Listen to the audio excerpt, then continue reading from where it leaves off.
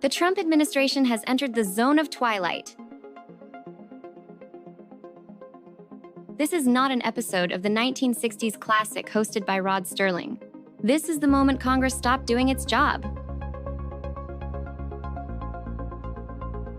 When Congress neither grants nor denies the actions of a president, the presidency can operate in the zone of twilight.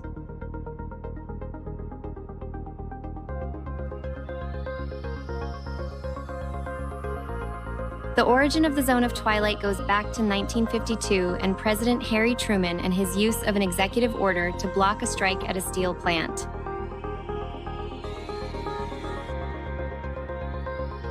Truman justified his actions as national security due to America's efforts in the Korean War. In a 6-3 opinion, the Supreme Court determined that Truman's order exceeded his authority under Article 2 of the Constitution.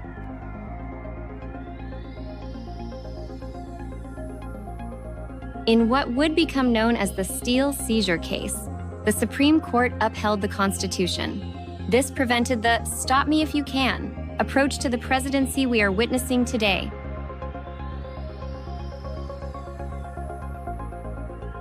In his opinion on the Steel Seizure case, Justice Robert Jackson expressed concern that unchecked the actions taken in the zone of twilight threaten our nation's constitutional foundation of checks and balances.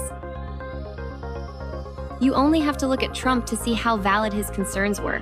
Since January, Trump has issued 199 executive orders, from the comical, renaming the Gulf of Mexico to Gulf of America, to the cruel, without due process, the arrest of assumed illegal immigrants.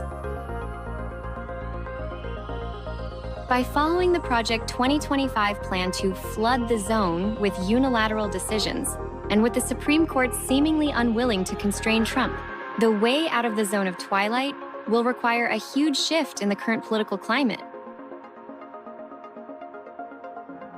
The Academic Junkie brings you the news behind the headlines.